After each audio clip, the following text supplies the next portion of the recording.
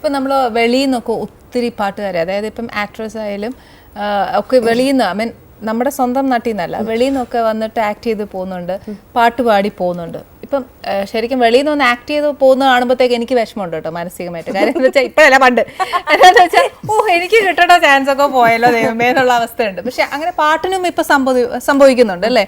അങ്ങനെ കാണുമ്പോൾ ഒരു വിഷമം തോന്നാറില്ലേ?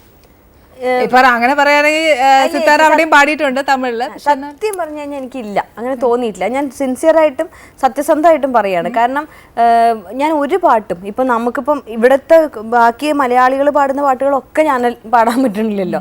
അതിൽ തന്നെ എനിക്ക് പാടാൻ പറ്റുന്ന പാട്ടുകളാണ് എൻ്റെ അടുത്തേക്ക് വരുന്നത്. അപ്പം ഞാൻ എപ്പോഴും വിചാരിക്കാറ് ആരുടെ അടുത്താണോ കൃത്യമായി ആ പാട്ടുകൾ എത്തേണ്ടത് അവരുടെ കയ്യിൽ എത്തുകയും വേണം. നമ്മളുടെ മ്യൂസിക് ഭയങ്കര ഭംഗിയായിരിക്കണം, എന്നാലേ നമുക്ക് നല്ല പാട്ട് കേൾക്കാനും പറ്റുള്ളൂ. ഔട്ട്പുട്ട് ഏറ്റവും നല്ലതായിരിക്കണം. അപ്പം ഞാൻ ഈ ബൗണ്ടറീസിൽ വിശ്വസിക്കുന്നേ ഇല്ല.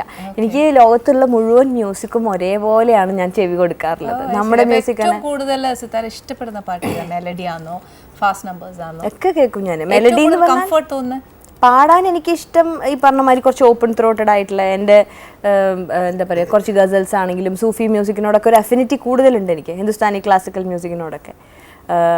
അല്ലാണ്ട് കേൾക്കാൻ എനിക്ക് ജാസ് ബ്ലൂസ് ഇഷ്ടമാണ്. പിന്നെ നല്ല ഡപ്പാങ്കൂത്ത് ചില സമയത്ത് ഹെഡ്ഫോണിലിട്ടിട്ട് വാതിലടച്ച് ഫുൾ ഡാൻസ്. ഓരോ മൂഡിനനുസരിച്ചാണ് പൊതുവെ. ചില സമയത്ത് ചില പാട്ടുകളോട് അഫിനിറ്റി പറയാറുണ്ട്. ഡോക്ടർ, ഇനി നമ്മുടെ പ്രേക്ഷകർക്ക് കുറച്ച് നല്ല ടിപ്സ് പറഞ്ഞു കൊടുക്കുക. നമ്മൾ അവരെ ഹെൽത്തായിട്ട് ബേസിക്കലി ഒരു ഡെയിലി റൊട്ടീനിൽ അവർ ചെയ്യേണ്ട കാര്യങ്ങൾ. നമ്മളിപ്പോഴത്തെ ഒരു ഫാസ്റ്റ് ഫുഡ് സംസ്കാരം ആണ് അതിൻ്റെ ഭക്ഷണ രീതികളാണ് ഒരുപാട് അസുഖങ്ങൾ ഉണ്ടാക്കുന്നത്.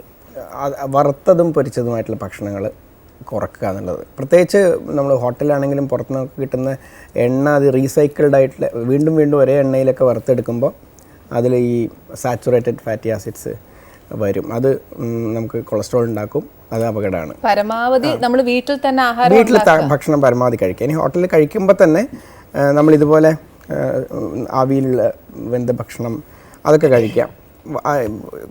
വറുത്തതും ഫ്രൈ ചെയ്തിട്ടുള്ളതായിട്ടുള്ള സാധനങ്ങൾ ഒഴിവാക്കുക.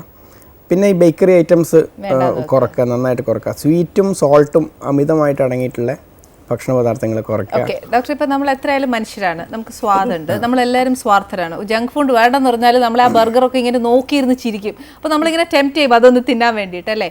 ഇതൊക്കെ തിന്നാലും അതിനുള്ള റെമഡി എന്ന് പറയുന്നത്, നമുക്ക് എല്ലാ ദിവസവും രാവിലെ എണീക്കുമ്പോൾ നമ്മൾ ആലോചിക്കും നാളെ മുതൽ ഞാൻ വ്യായാമം ചെയ്തു തുടങ്ങും. അത് വളരെ സത്യമാണ്. അതിനറിയോ, മലയാളത്തിൽ നാളെ എന്നൊരു വാക്ക് കണ്ടുപിടിച്ചിടത്തോളം കാലം ഞാൻ ഉൾപ്പെടെ ഇന്നു മുതൽ എന്നല്ല, നാളെ മുതൽ വ്യായാമം ഒന്നും വേണമെന്ന് വ്യായാമത്തിന് ജിമ്മിൽ പോവുക അല്ലെങ്കിൽ ഭയങ്കരമായ ബോഡി ബിൽഡിങ്ങോ അല്ലെങ്കിൽ വെയിറ്റ് ലിഫ്റ്റിംഗ് ഒന്നും വേണമെന്നില്ല. ഒരു ദിവസം ഒരു മനുഷ്യൻ ശരാശരി 45 മിനിറ്റെങ്കിലും നടന്നിരിക്കണം. അപ്പോൾ അയാൾക്ക് അസുഖം വരാനുള്ള സാധ്യത 1/3 കുറയും. സിത്താരയ്ക്ക് ഏറ്റവും കൂടുതൽ ഇപ്പോൾ ഇത്രയും നാൾ വർക്ക് ചെയ്തതിലും പാടിയാലും ഒക്കെ ഇഷ്ടപ്പെട്ടതിൽ ഏറ്റവും നല്ലൊരു സ്റ്റേജ് പെർഫോമൻസ് അല്ലെങ്കിൽ ഒരു വേദി എന്തായിരുന്നു? കുറേ എണ്ണമുണ്ട് ചേച്ചി. ഇഷ്ടപ്പെടാത്തത് വളരെ അപൂർവമാണെന്ന് മാത്രം. എല്ലാത്തിനും അതിൻ്റേതായിട്ടുള്ള ഓരോ ഫണ്ട് ഉണ്ടായിരിക്കും. ചിലപ്പോൾ കൂടെയുള്ള ഫ്രണ്ട്സ് ആയിരിക്കും, പാട്ടുകാരായിട്ടുള്ള നല്ല സുഹൃത്തുക്കളുടെ കൂടെ പെർഫോം ചെയ്യുക എന്നുള്ളത്. ചില സമയത്ത് നമ്മൾ നന്നായിട്ട് പാടിയതിന്റെ സന്തോഷം ഇന്നാന്ന് പറയാനൊക്കെ അല്ലേ? ഓക്കെ, നല്ല കാര്യം. എന്തായാലും എന്താ പറയുന്നത്, സിത്താര ഒത്തിരി വിശേഷങ്ങൾ പറഞ്ഞു, സിത്താരയുടെ ഒരുപാട് വിശേഷങ്ങൾ പറഞ്ഞു. ഇനിയിപ്പോൾ സിത്താര ഇത്രയും നേരം എനിക്ക് തോന്നുന്നു ഫോർമാലിറ്റിയുടെ പുറത്ത് ഇങ്ങനെ എന്താ പറയുക, നമ്മളെല്ലാം കണ്ടതല്ലേ ഇച്ചിരി കഴിക്കാൻ ഇത് സംഭവിക്കാത്തത്. അതായത് ഒരു ഹോട്ടലിൽ പോയി ഭക്ഷണം ഓർഡർ ചെയ്ത് കഴിഞ്ഞാൽ പിന്നെ ഇതെന്താ ദൈവമേ, എനിക്ക് വല്ല തേർഡ് സെൻസ് ഉണ്ടായിരുന്നോ? ഞാൻ ആദ്യമേ കൊടുത്തിട്ട് ആ വർത്താനം പറഞ്ഞു. ചില എപ്പിസോഡ്സ് കാണും, ഞാൻ പറയട്ടെ ചേച്ചി, ചില എപ്പിസോഡ്സ് കാണുമ്പോൾ ഏതൊരു പടത്തിലുണ്ട് ജഗതി സാർ ഭക്ഷണം കഴിക്കാൻ വേണ്ടി ഒരാൾ എടുക്കുമ്പോൾ അയാളുടെ കൈ പിടിച്ചു വെച്ചിട്ടിങ്ങനെ അവസാനം കഴിഞ്ഞു ഇനി പൊക്കോ, ഞാൻ അവസാനം ഇനി അത് പറയോ? ശരി, എന്താ പറഞ്ഞ ആ പരാതി ഞാനങ്ങ് ഏറ്റു. ഇനിയിപ്പോ നമുക്ക് ഇവർക്ക് കഴിക്കാനായിട്ട് അങ്ങ് വിട്ടുകൊടുക്കാം. ഇനി കഴിച്ചോളൂ, കഴിച്ചിട്ട് പറഞ്ഞോളൂ. രണ്ടത് പല്ലോടൊന്നും പരീക്ഷിക്കണ്ട അല്ലേ? ഒത്തിരി കാര്യങ്ങൾ നമ്മുടെ പ്രേക്ഷകർ മനസ്സിലാക്കിയില്ലേ? ഇനി എന്നാ പറയുന്നത്, നമ്മുടെ ആനീസ് കിച്ചണിലൂടെ നമുക്ക് ഭക്ഷണം മാത്രമല്ല നമ്മുടെ ആരോഗ്യത്തിൻ്റെ ഒരുപാട് കാര്യങ്ങൾ നമ്മൾ അറിവുകൾ കിട്ടിയിട്ടുണ്ട്. ഇനിയെങ്കിലും ഒരു കുഞ്ഞ് റിക്വസ്റ്റ് ആട്ടോ, നമ്മുടെ ഡോക്ടർ പറഞ്ഞതുപോലെ നമ്മൾ നമ്മുടെ ആരോഗ്യത്തിനെയും കൂടെ നോക്കണം, കറക്റ്റ് സമയത്ത് ആഹാരം കഴിക്കണം, എല്ലാം ചെയ്യണം. ഡെഡിക്കേഷൻ സോങ് ആവാം. പിന്നെ ഉണ്ടോന്നോ? ഇത് മിക്കവാറും ഞാൻ തിന്ന ക്രാബെല്ലാം ഞാൻ ഇങ്ങോട്ട് വാങ്ങി ഉണ്ടോന്ന് ഒന്ന് അലച്ചോക്ക്. ഉണ്ട്. ഡോക്ടർക്ക് സ്നേഹം തോന്നി. ഞാനാണ് ഈ ഐഡിയ പറഞ്ഞത്, അതെന്നെ ഓർമ്മിപ്പിച്ചതാ. ഓർമ്മിപ്പിച്ചു മാത്രം, പലപ്പോഴും ഓർമ്മിപ്പിക്കലാണ് എൻ്റെ പണി. ഞങ്ങള് എന്താ പറയാ, നമ്മള് കുട്ടികള് എന്നുള്ള രീതിയിൽ ആ ഒരു നമ്മുടെ ഒരു പെർട്ടിക്കുലർ ഏജ് നമ്മളിങ്ങനെ ഭയങ്കര സിനിമ ഭയങ്കര ഫാസിനേഷൻ ആയിട്ട് ഇങ്ങനെ കാണുമ്പോൾ കൊതിയോടെ കണ്ടിട്ടുള്ളൊരു പാട്ടാണ്.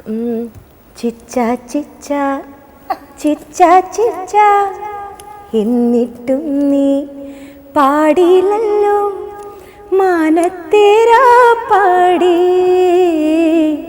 തിങ്കൾ കൊമ്പിൽ കൂടും കൂട്ടി കാതോർത്തിരിപ്പൂ ഞാൻ, എന്നിട്ടും നീ പാടിയില്ലല്ലോ മാനത്തേരാ പാടി. അഭിനയിക്കും ഇപ്പൊ ഒന്നും കൂടെ. ശരിക്കും ഇത്രയും ഡെഡിക്കേഷൻ എനിക്ക് വേണ്ടി തന്നില്ല. അതിൻ്റെ ഒരു സ്പെഷ്യൽ താങ്ക്സ് എനിക്കല്ല ഞാൻ കൊടുക്കുന്നത്, ശരിക്കും കമൽ സാറിനും ശ്രീനിയേട്ടനും എനിക്ക് ആ ഒരു ക്യാരക്ടർ തന്നിട്ട് ഇത്രയും സക്സസ് ആക്കുക. എനിക്കും സിതാരയുടെ ഒക്കെ ലൈഫിലൊരു ടേണിംഗ് പോയിന്റ് എന്ന് പറഞ്ഞ പോലെ എൻ്റെ കാരിയറിൽ ശരിക്കും ഒരു ടേണിംഗ് പോയിന്റ് മഴയത്ത് മുൻപേ ആയിരുന്നു. അതിലാണ് എൻ്റെ പ്രേക്ഷകർ എന്നെ ഇഷ്ടപ്പെട്ടതും ഏറ്റവും കൂടുതൽ ദേഷ്യം വന്നതും ആ ക്യാരക്ടർ ചെയ്ത് കണ്ടിട്ട്. എനിക്ക് ഒത്തിരി സന്തോഷമുണ്ട് കേട്ടോ, മനസ്സിനകത്ത് ഒരുപാട് തൃപ്തിയുണ്ട്. അതിന് സ്പെഷ്യൽ താങ്ക്സ് പറഞ്ഞാൽ നമ്മൾ ഫോർമാലിറ്റി ആയി പോകും, അതുകൊണ്ട് വേണ്ട. എന്നാലും ഒരു മനസ്സ് നിറയെ തൃപ്തിയും സന്തോഷവും ഉണ്ട് ഇവിടെ വന്നതിൽ.